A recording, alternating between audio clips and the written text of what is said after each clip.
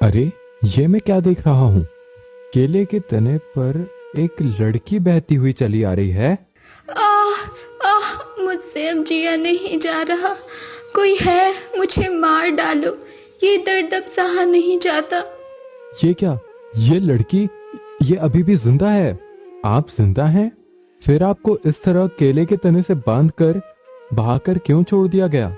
हाँ, मैं जिंदा हूँ, लेकिन इस तरह जीने से मर जाना कहीं बेहतर है।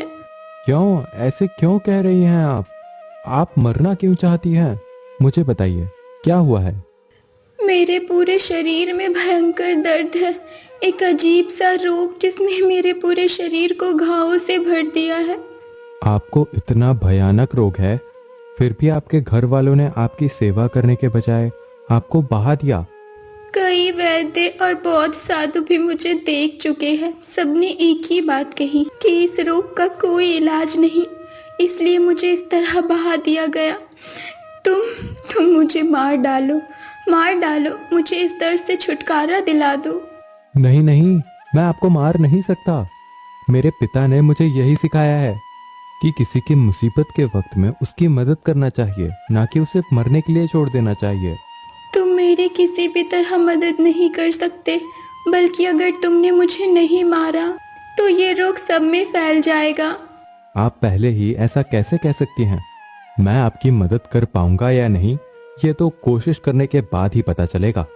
क्योंकि मैं जानती हूँ मेरे इस रोग का कोई इलाज नहीं है। मेरे पिता एक वैद्य हैं। आप चलिए, मैं आपको अपने घर ले चलता हूँ। तुम्हारे घर? नहीं नहीं, मैं नहीं चाहती कि मेरी वजह से कोई और मुसीबत में पड़े।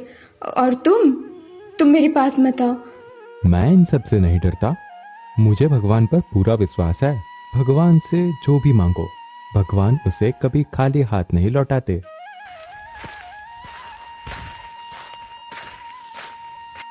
ये क्या? तुम्हारे शरीर पर तो राजसी वस्त्र हैं। हाँ, मैं रूपनगर की इकलौती राजकुमारी हूँ, लेकिन मेरे साथ जो हुआ वो बहुत भयानक है। अभी इतना सब बताने की जरूरत नहीं है। पहले आपको घर ले जाकर ठीक करते हैं, फिर आराम से सब कुछ जानेंगे।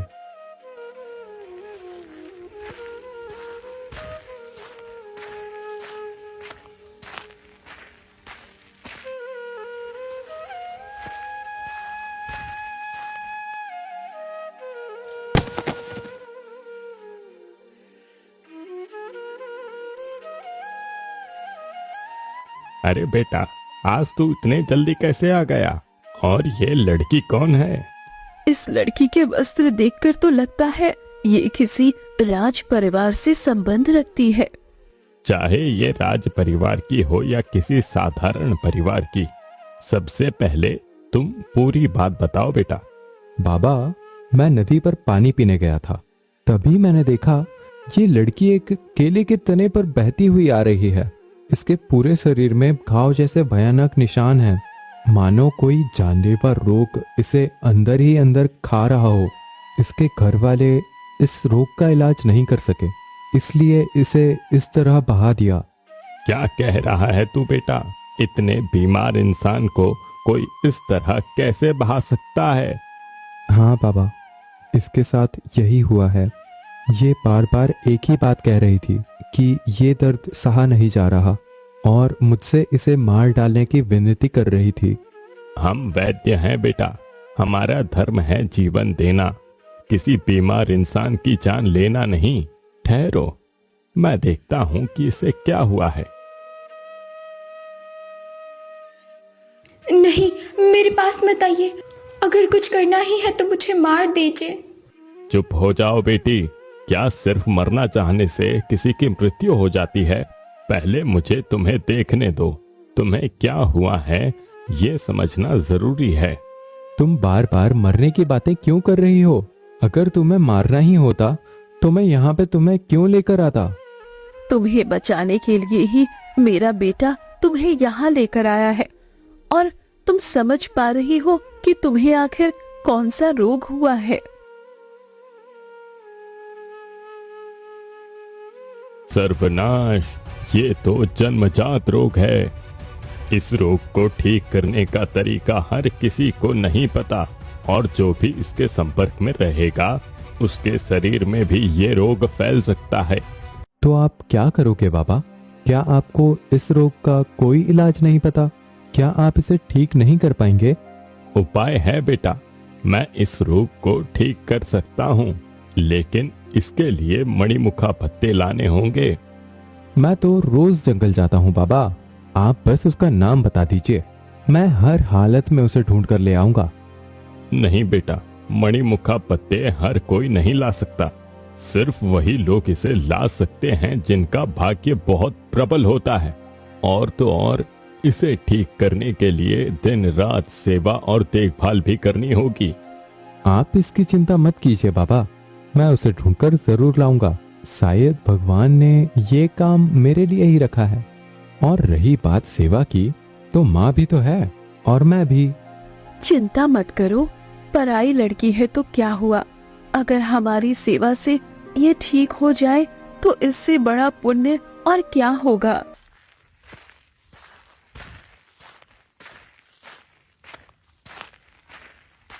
ये लेप लगा लो बेटी, इससे तुम्हें थोड़ा आराम मिलेगा। वो कटोरी मुझे दीजिए, मैं अभी इसे लगा देती हूँ। अच्छा, मैं अभी आया।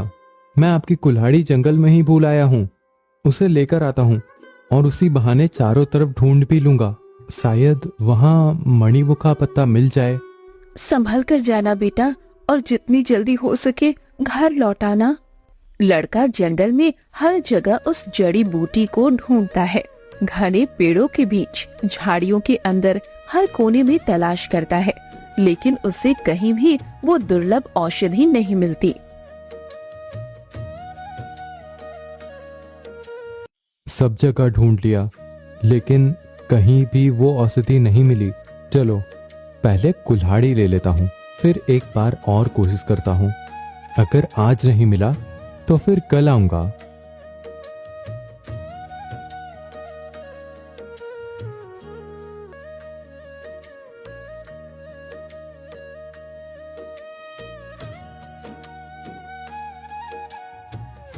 छोड़ दो, मत मारो मुझे, कोई है? बचाओ, छोड़ दो मुझे।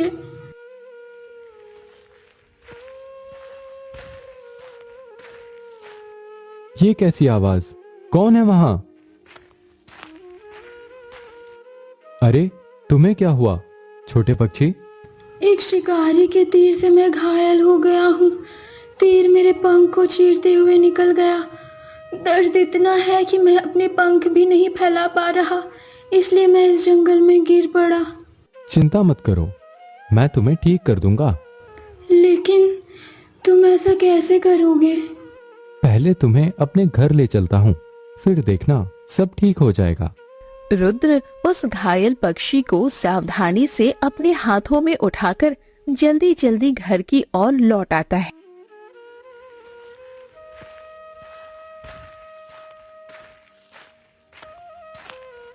आ गया बेटा, मैं कब से तुम्हारा इंतजार कर रहा था। बताओ, क्या वो औषधि वाला पत्ता मिला? वो सब मैं बाद में बताऊंगा, पहले इस पक्षी को ठीक करना जरूरी है। ये पक्षी तुम्हें कहाँ मिला? और इसके पंख को देखकर तो लगता है कि इसे किसी शिकारी का तीर लगा है। जल्दी से इसे उस लड़की के पास लेटा दो, मैं अभी इसका उपचार करता हूँ। पक्षी को रखते समय पंछी की नजर उस राजकुमारी पर पड़ती है। यही तो वो राजकुमारी है जिसके लिए मैं इतनी दूर तक आया हूँ, लेकिन इसकी हालत तो अब भी वैसी ही है। जब तक ये ठीक नहीं हो जाती मैं इसके पास रहूंगा। अब बताओ बेटा, तुमने ठीक से ढूंढा था ना? हाँ बाबा, जाते समय मैंने हर जगह ढूंढा था, और जब कुल्हाड़ी लेने जा रहा था तब भी ढूंढने वाला था, लेकिन तभी इस पक्षी की हालत देखी, इसीलिए आगे नहीं ढूंढ पाया। कोई बात नहीं बेटा, आज अब और मत जाओ, कल सुबह जल्दी निकल जाना। भगवान चाहेंगे तो तुम्हें वो औषधि जरूर मिल जाएगी। तुम्हारी माँ बिल्कुल सही कह रही है बेटा। शाम हो रही है। आज के लिए जो लेप बनाया है उसी को लगाते रहो। कल सुबह जल्दी निकल जाना। रुद्र बेटा, तुम यहाँ थोड़ी देर बैठो, मैं घर का काम निपटा कर आती हूँ। ठीक है माँ, आप जाइए, मैं यहीं हूँ और आज पूरी रात बैठकर मैं ही देखभाल करूंगा। आपको जागने की कोई जरूरत नहीं है, आपकी उम्र भी हो गई है। क्या तुम कर पाओगे रुद्र बेटा? हाँ माँ, मैं कर लूंगा, मुझे करना ही होगा।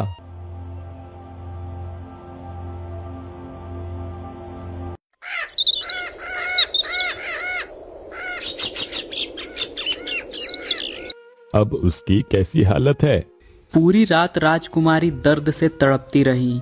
हर बीतते पल के साथ उसकी हालत और बिगड़ती जा रही थी और वह घायल पंछी अब बिल्कुल चुप सा हो गया था, मानो उसकी सांसें धीमी पड़ती जा रही हों। मैंने पहले ही कहा था, इस रोग की दवा बनाने के लिए एक विशेष लता चाहिए जो सिर्फ भाग्यशाली लोगों को ही मिलती है। मैंने बहुत कोशिश की लेकिन वो लता कहीं नहीं मिल पाई। अब मैं दवा कैसे बनाऊं? मैं आज फिर जाऊंगा उस औषधि वाली लता को ढूंढने, और आज चाहे जो हो जाए मैं वो लता लेकर ही लौटूंगा। तो फिर देर मत कर बेटा, जितनी जल्दी हो सके निकल जाओ। लेकिन अगर वो लता ना मिली तो बिना देर किए वापस लौट आना, और याद रखना उसे सिर्फ वही पा सकते हैं जिनका भाग्य सच में प्रबल हो। ठीक है बाबा, आप चिंता मत कीजिए। रुद्र एक बार फिर उसी घने जंगल की ओर निकल पड़ता है। हर पेड़, हर झाड़ी, हर पगडंडी पर वो उम्मीद के साथ तलाश करता है, लेकिन उसे कहीं भी वो रहस्यमय लता दिखाई नहीं देती।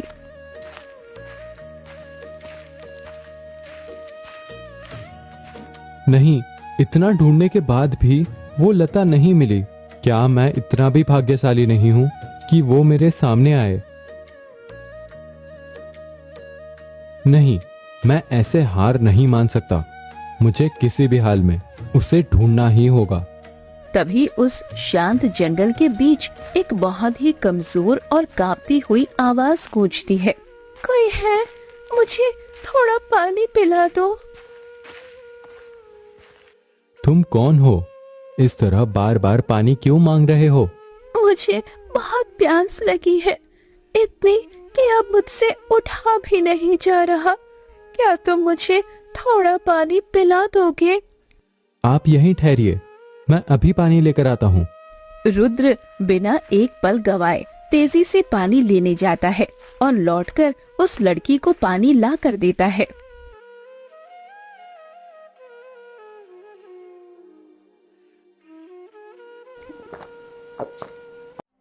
तुम बहुत अच्छे हो।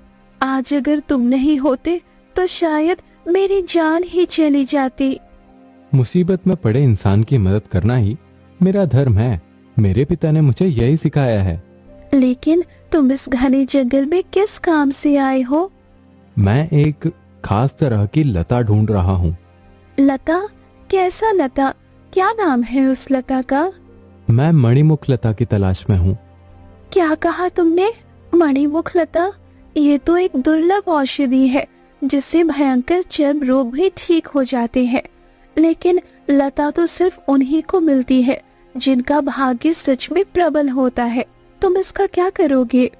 मैं भाग्यशाली हूँ या नहीं ये तो मैं नहीं जानता, लेकिन मेरे एक अपने को एक भयानक रोग हो गया है। मैं उसी के लिए इसे ढूंढने आया हूँ। क्या वो तुम्हारे परिवार की कोई सदस्य है? नहीं, वो मेरे परिवार का कोई नहीं है। क्या कह रही हो? वो तुम्हारे परिवार का भी नहीं है, फिर भी तुम एक पराये इंसान के लिए इतनी चिंता क्यों कर रहे हो? पराया हो तो क्या हुआ, इंसान इंसान के लिए ही होता है। अगर कोई मुसीबत में हो तो उसकी मदद करना ही असली इंसानियत है। तुम्हें देखकर ही मैं समझ गई हूँ कि तुम कितने नेक दिल हो। जिस तरह तुमने मेरी मदद की वो कोई साधारण बात नहीं है। अब मैं चलता हूँ, मुझे वो औषधि वाली लता भी ढूंढनी है। तुम्हारे इस अच्छे व्यवहार से मैं बहुत प्रसन्न हुई।